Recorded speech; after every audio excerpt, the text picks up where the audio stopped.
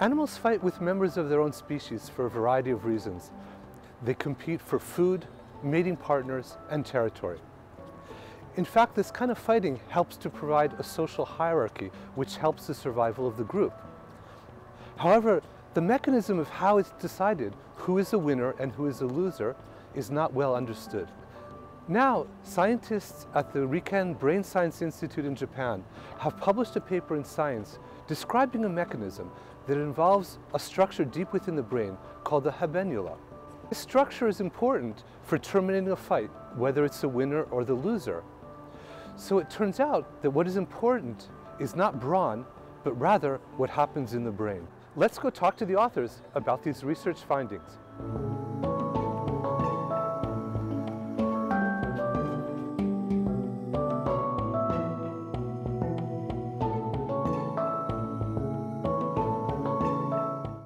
They decided to focus on an animal called the zebrafish, which is actually a common pet.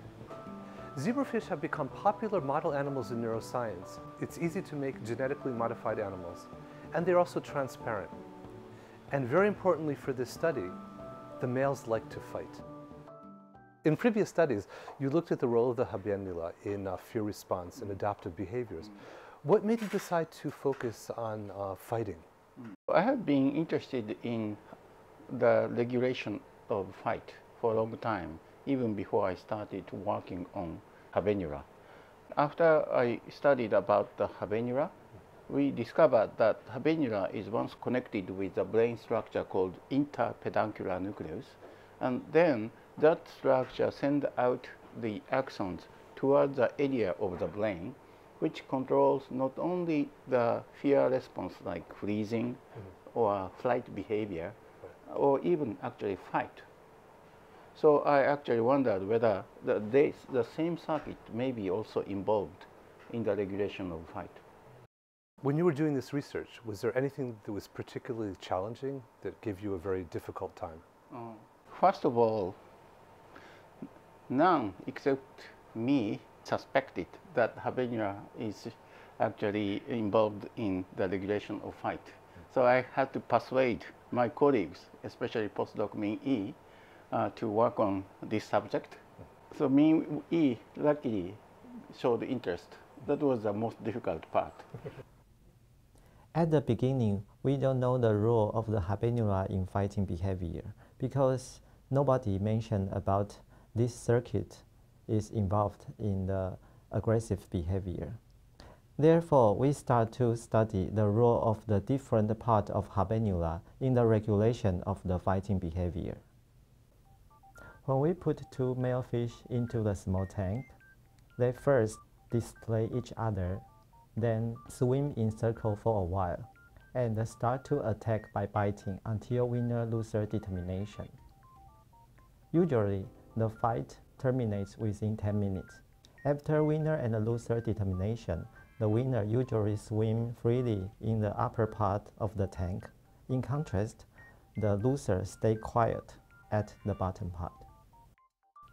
In fish, the habenula can be divided into two parts, the dorsal part and the ventral part. The dorsal habenula sends the information to the structure called interpeduncular nucleus, while the ventral habenula sends the information to the median raphe. The dorsal habenula can be further divided into two parts, the lateral and the medial. They are connecting to the different part of IPN, the lateral to the dorsal, the medial to the ventral.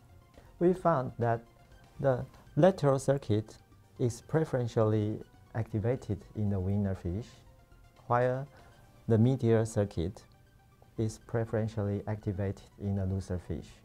When the lateral circuit is genetically inactivated, the fish tend to lose. In contrast, when the medial circuit is inactivated, the fish tend to win. We analyzed the fighting feature more carefully and found that the lateral circuit tend to maintain the fight, while the medial circuit tend to terminate the fight. The two circuits with opposite function can regulate the behavior output between fight and flight. Could you discuss the social implications of what you're studying here? I'm quite confident that the same neural circuit plays a similar role even in human brain. So this neural circuit should play a significant role in any type of social conflict, even between wife and husband. So why husband always surrender to the wife? Maybe controlling this neural circuit. Yes, it sounds like a good subject for example, for sociology even. Yeah.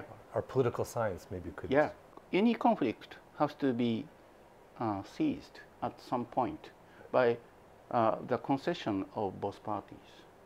And so if we know the principle of how we actually make a concession by the brain mechanism, it may also contribute to the solution of some kind of a conflict. What do you plan to do in the future? Do you have future ideas for doing further studies? There may be some kind of disease state of mind where people feel extremely defeated and don't feel like stand up against the adversity anymore. We are wondering whether that state of mind may be caused by some abnormal functioning of the habenula.